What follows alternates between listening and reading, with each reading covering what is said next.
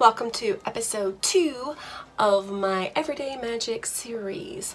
In the last episode, I had said that I would talk about workplace magic next, and I lied, not on purpose. We happily had some snow days and I haven't really been at school too much. For this one, I wanted to share a little around the house magic that you could try incorporating in your everyday life. If some of these resonate or seem doable to you, then have at it. As always, I would love to hear what you do in your life. Either leave some comments below, or I always really love a video response. I think we should bring those back. If you've never made a video before and you're interested, it's a easy, safer way to get started. So, you know, you gotta start somewhere. Start with a video response, right? Here we go. A couple of the mundane things that have some magic in them. For a good year now, I have been making my own deodorant. I will link the video below so you can see how I do that. I've done it for green reasons and health reasons, but it's such a great way to sneak a little magic into your armpit area. Have you ever wondered about how magical your armpits are? Yeah. This past Yule, I got a gift card that came in this lovely tin, and now this tin holds my deo. It looks gross, but it's not. When making my next batches of deodorant, I think about what essential oils I want to add. The essential oils are the fun part. You don't need them for the odor and perspiration control. They're the fun part. When I add essential oils to my deodorant, sometimes I like to add something that helps me imbue the deodorant with certain scents and certain energies. Current batch does not contain this, but I think when I finally finish this and I make my next batch, I'm going to add my Come To Me Boy oil, because Mama's thinking she might need a new friend one of these days. It's been a while since I've had a honey, so I'm thinking my next batch I'm going to have some attraction oils in there. Obviously, there's always a caveat when you're using any kind of oil. Make sure it's safe for skin and dilute it a bit with a carrier oil. I also make toothpaste. Here's my toothpaste. My toothpaste has peppermint and vanilla extract. You can enchant that for a magical purpose. By the way, if you're still buying toothpaste, maybe don't. If you're not ready for making your own, I would suggest a brand called Krista. You can find it on Amazon. It comes in a glass container. One like this. When you are finished with the toothpaste, you can either recycle your glass or you can do like I do and keep it to store various things. Even though I don't have mine out right now, I do have an essential oil diffuser that if I want to fill the air with a certain scent without using incense. I am asthmatic, sadly, and so I keep my incense use a little more minimal than it used to be. Essential oils can scent the air and again create a mood or an energy that you might be seeking. Oh, and last but not least, putting your makeup on with magical wands is also a great thing. If you watched my gifts from 3rd graders or whatever video, then you saw this. It's from my little boos. I'm gonna go downstairs and prepare 2 more things that I will share with you. Be right back.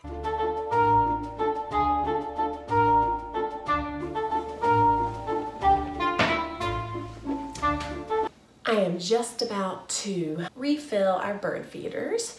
I love having bird feeders outside the windows, partly because they are Luna, my kitty cat's, that's her TV. She loves to sit in the window and just watch the birds and the squirrels constantly.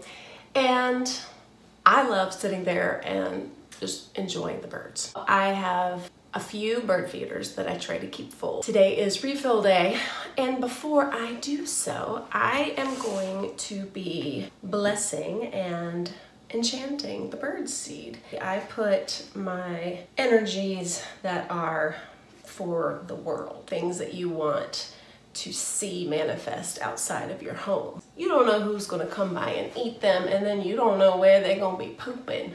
So you wanna make sure it's not negative, I feel like this is a great opportunity to just sprinkle some love and some healing energy for the world in the birdseed for the little critters to eat and enjoy and spread during their travels.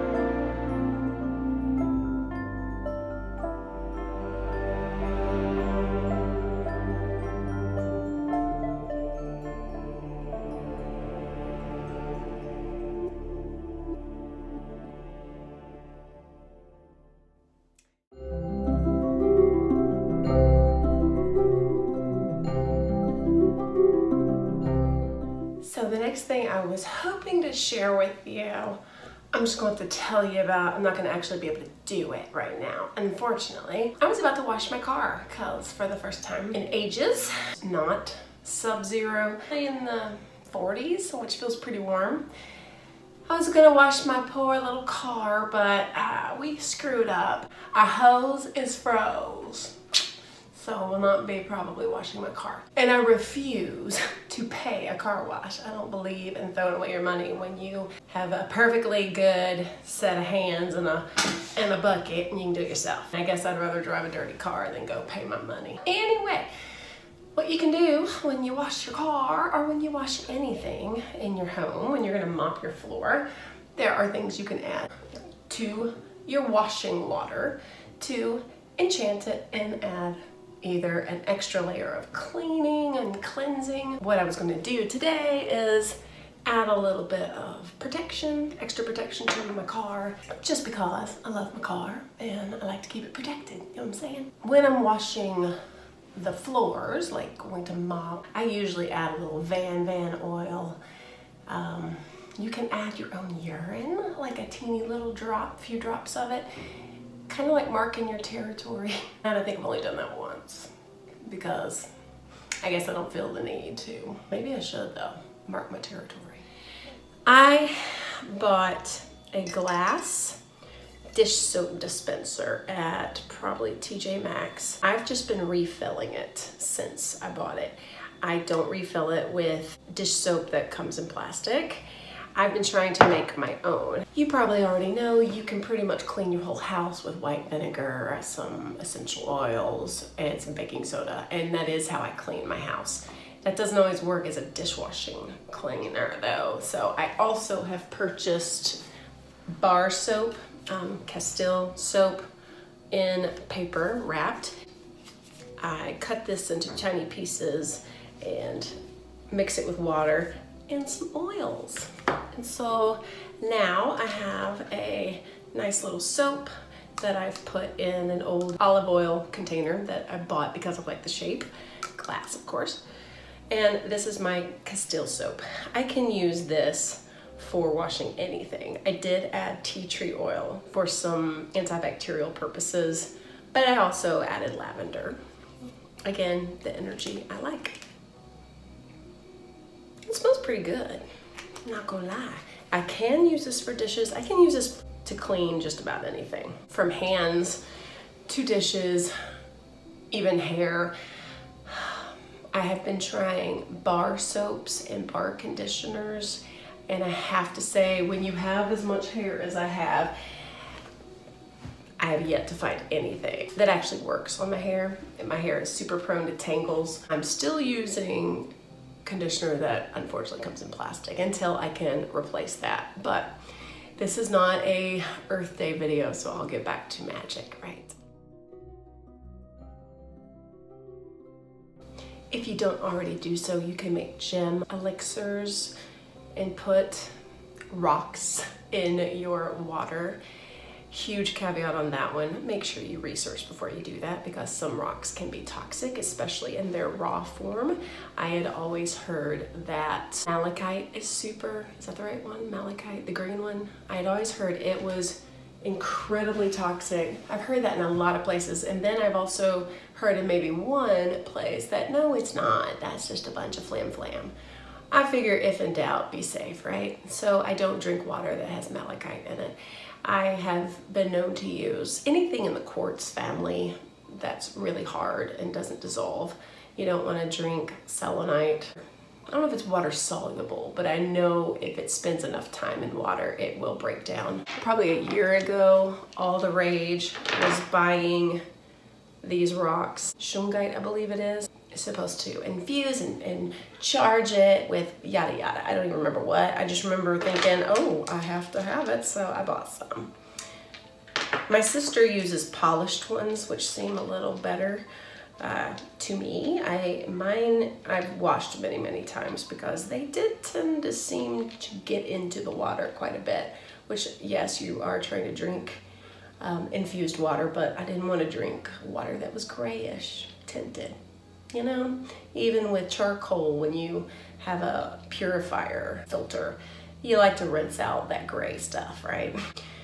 But again, do your research and maybe you can add certain rocks to your water and make yourself some magic water. If you want to leave it out in the full moon, I would recommend putting the top on so things don't fall into your water, because that always happens to me, I think.